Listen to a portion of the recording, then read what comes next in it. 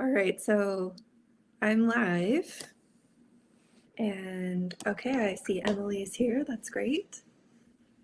Hopefully I did this right. I didn't see any other way to go live other than just starting a new post and going live. So that is where I'm at. So I see that we have one person participating live right now. That is Emily.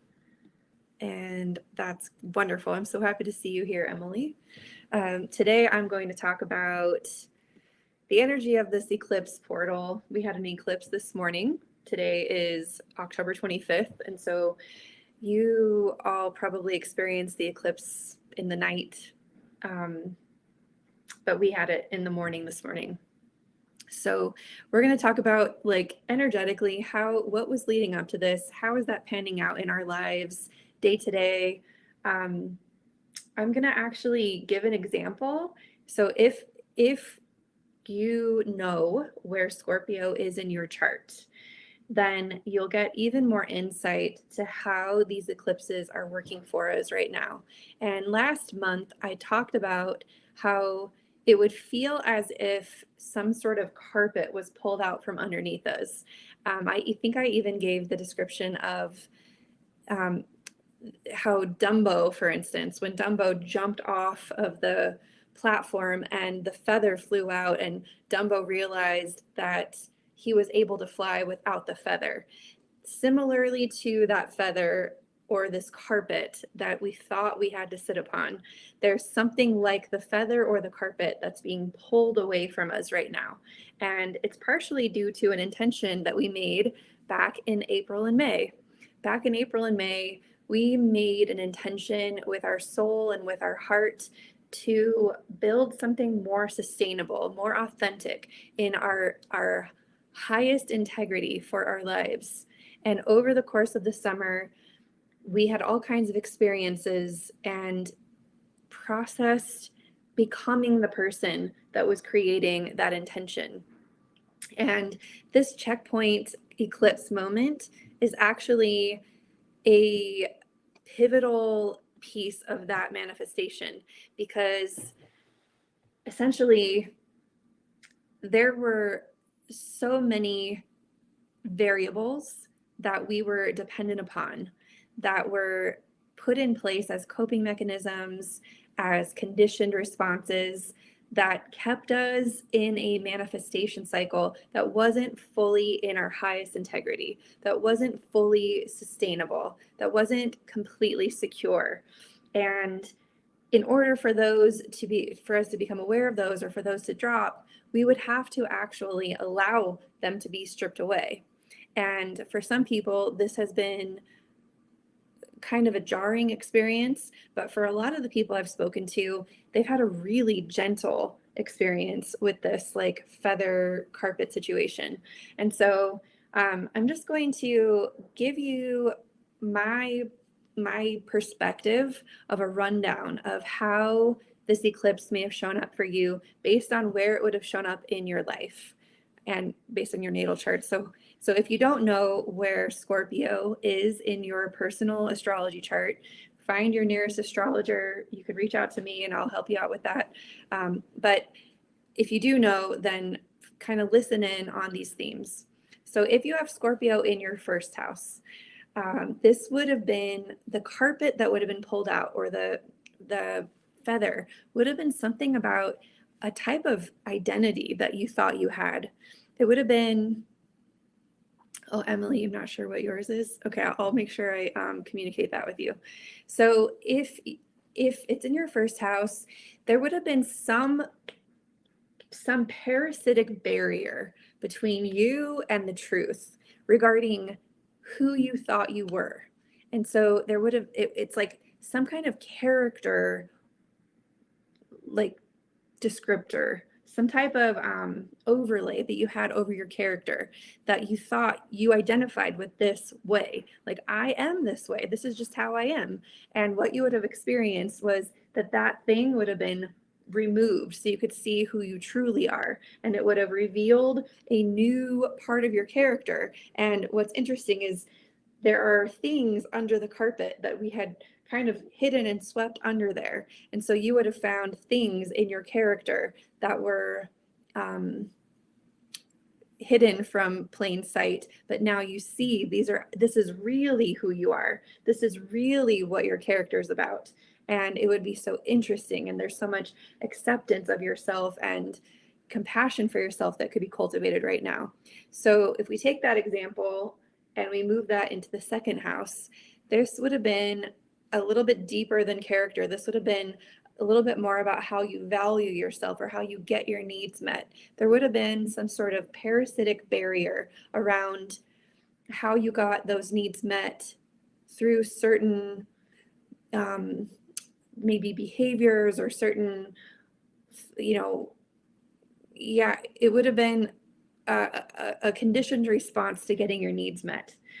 And so there would have been some revelation around your worthiness, free from that barrier, free from that feather.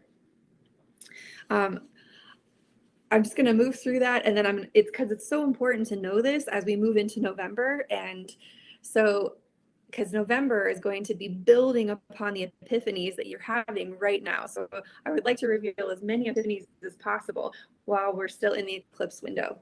So if this energy shows up in your third house, there would have been a belief system that you adopted when you were younger that you always took for granted. Like this is a truth, this is a belief, and some belief would have been stripped away. So you could have actually felt very disillusioned because all of a sudden, like, how do I know what's right now? Because I used to think this was true, and now I don't know if it's true anymore. So this would have been whew. And then below that would have been some even deeper beliefs that that was protecting you from or being a barrier to. So if this eclipse was in your fourth house, there could have been some, secrets in the home, secrets about maybe something about your past or your upbringing that you always took for granted as part of your origin story, and perhaps you've just found out that wasn't even true, or that you had you'd completely been remembering your childhood differently. And so there could be like so much revelation right now around your home and your family and how you're running your current household based on that old condition. And now that that's removed, you're finding that you have this freedom beyond that barrier. If you have Scorpio or this eclipse in your fifth house, there would have been something about when you try to create something in the world, there might have been a barrier to you just creating, just being with your joy. There might have been some like parasitic boundary between you and what you want to create in the world. And you may have always been a little confused about why you could never really put that stuff out into the world or break through and really express yourself in the world. And so with this removed, you're finding a lot more about what your true expression is really about, and a little more about how that barrier even got put in place in the first place. So if you're experiencing this eclipse and Scorpio energy in your sixth house, this would create some unconscious barrier around your sovereignty, around feeling like you have autonomy and the ability to feel like you're standing on your own 2 feet in your life. There could have been a removal of some sort of pattern that kept you insecure or away from either depending on others or being hyper dependent on others. In fact, you could have even had some kind of revelation about the level of independence that you have and why you have that independence. And so there could have just been some revelation about like hyper independence even. If you have Scorpio in your 7th house with this eclipse, there could have been a pattern in relationships that every time you start to trust someone, there was this parasitic boundary that kept you from really trusting, even if a person was showing up very trustworthy, even if there's no reason. You may have always had this sensation of suspicion in your relationships, and it could be that during this time that parasitic boundary is just being released, and you're seeing how it got in the way of you ever fully allowing yourself to relax and trust the people that you share your life with. And so maybe the thing you're trying to cultivate now has something to do with um, more trusting relationships. And so you have to find out all the things that were underneath that rug that now need to be worked with in the coming month so that you can actually step into a more secure relationship. If you have this Scorpio energy in your 8th house, you maybe would have found some blocks to intimacy. There may have been some sort of parasitic block that wouldn't really allow you to be fully intimate with another, or fully transformed by relationship, or fully release control in the space of the other, or fully even allow yourself to receive support from another person in an intimate way. And so there could have been some barrier around that wasn't allowing you to fully step into that. And now that you see that that's been removed, you see all of the ways that intimacy can now be expressed and leaned into.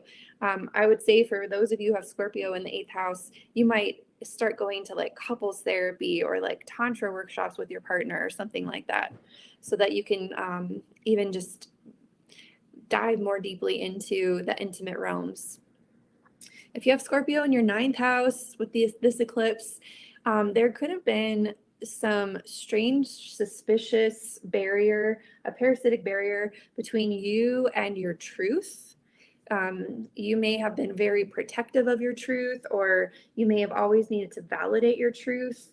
This could have entangled you with teachers or people of authority, or some sort of power dynamics when it comes to like spiritual teachers or gurus. And so this is a moment where you're seeing that maybe this boundary between you and your higher knowing, your higher truth, is being released, and now you're understanding why that boundary was there, and having access to your truths is actually giving you these epiphanies around how you want to live your life moving forward. If you had Scorpio over in your 10th house, the 10th house, there would have been some sort of barrier around you feeling like you're leaving your mark on the world, that you're able to fully leave a legacy on this planet, or fully be on purpose. There might have been some elusive thing, like where you felt like you couldn't really step into that. And with this barrier removed, you're seeing that that early intention you made in May is suddenly even closer now, because the block that was keeping you from fully actualizing that has been released, and you're seeing that that was always part of your journey. And so now you are taking greater steps toward that legacy. If you have Scorpio in your 11th house with this eclipse, then this actually has to do with you feeling like you're safe in the bigger world, or like there's some sort of barrier to you actually showing up in large groups of people, or claiming a tribe, or allowing yourself to be surrounded by like minds. You could have always kind of behaved more like a lone wolf, and with this boundary or this barrier released, you might actually feel like you're beginning to soften to that type of atmosphere where you're surrounded by lots of people, or where you contribute on a larger scale, or you let your voice be heard more dynamically by the public. So, and then if you have Scorpio in your 12th house, this would have been, there would have been some subconscious for you, for all of the individuals with Scorpio in your 12th house. This is going to be happening below the surface. This is going to be playing out in the ripple effect of your life. There's things that were happening in the subconscious that had manifested, and you didn't know what that subconscious manifestation was, and perhaps you just became aware of that subconscious manifestation, and it's just been released from you. And so now you can begin understanding your life from a whole different perspective, free from that barrier. So the reason why I went through that in more detail is because whatever we've discovered beyond that barrier, we are now being asked to act completely differently from this new truth. So Mars is in Gemini and will be moving in a retrograde motion on the 30th of October. And even though I'm still talking about October, this is overlaying into, this is like the main theme that November opens up with is Mars's retrograde. And so we are definitely going to be taking completely different actions starting in November. So I see new habits being formed, old habits being unraveled. If you have been making forward momentum in a new avenue, you may find that you had an old intention when you started, and now with this new awareness from the eclipses, you want to take your new understanding and unweave whatever was a part of your old intention, unweave that so that you can bring it into greater alignment with what you know now. So for the first week of November, we're really steadily working on that. And by the 8th of November, we'll have a full moon lunar eclipse in Taurus. And this will be a strong commitment full moon. It's aligned with the North Node. It's a total lunar eclipse. So it's definitely going to feel more powerful than the eclipse we felt today. The eclipse we felt today just felt like something was kind of sliding out of the back or sliding out of the side. The lunar eclipse in Taurus being a full lunar eclipse, and also, very close to Uranus, which it's not exactly conjunct Uranus, but the Uranus energy will be activated. And that is, so what will you build with this information? So how can you put this momentum forward? What are you willing to commit to that'll put all of your energy, resources, and focus so that you can truly build this, so you can bring it to fruition and have it be a full sustaining system for you moving forward? It's like the first tangible actualizations of the intentions that we made back in April and May. So then we'll have about a week to finish Venus's movement in Scorpio. This whole time while Venus is in Scorpio, she's feeling very sensitive. She's feeling very intuitive. She's leaning into her emotional body. She's willing to do the deeper work, the shadow work. And by the time she reaches Sagittarius on the 16th, this is when she's gathering that epiphany, and she's taking that fire and energy toward the new commitments that she's decided, that your whole system has decided.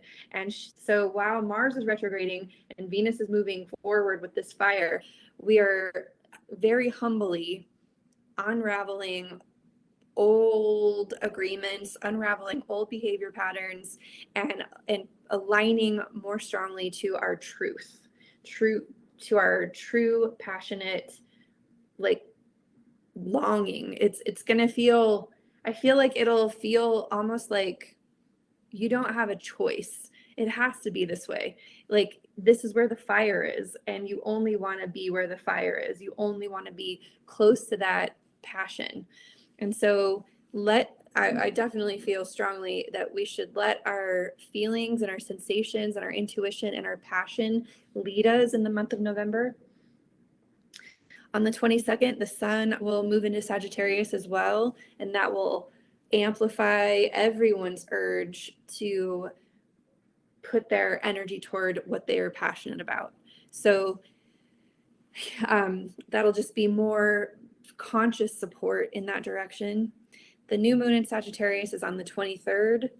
The 23rd is going to be sort of like a fresh, I feel like it'll be a fresh new intention. I think we're all going to be thinking about 2023 by this time. I think even though December is still in front of us, I think the new moon in Sag is going to be very forward thinking, very dream oriented, very like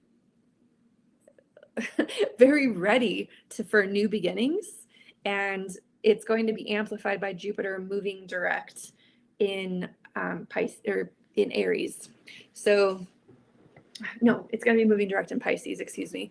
But Jupiter's been retrograde for I think since August. So we're going to feel this burst of energy along with the moon moving, or the new moon in Sagittarius. So there'll be this fiery burst of like, yes, I'm going to do it. I'm going to dream the dream. I'm going to move forward. Like, this is going to work.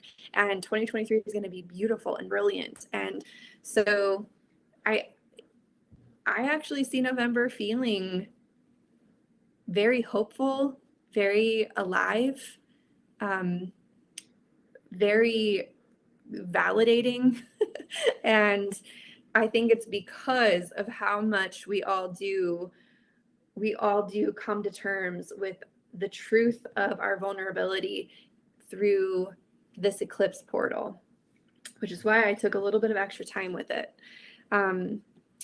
So I know my conversation about November was relatively brief compared to what I shared last month about the month, but there are some months that kind of give us the space to integrate and breathe. And I really do see November as a time to integrate, breathe, and plan. I know I'll be offering 2023 readings during the month of November. And so I know all of my energy is going to be focused on what are we creating in the year beyond. And I set that up intentionally because the energy is so forward focused from this point forward. And there are a lot of massive changes happening in 2023. So I know that by truly owning our power as creators and by visioning and dreaming, that is how we'll best step into the flow of 2023. Yes, I feel calmer coming into November, even though my calendar looks full. I love everything that I've committed to. That's beautiful, Gail. I'd like to open it up. Are there any other questions or comments?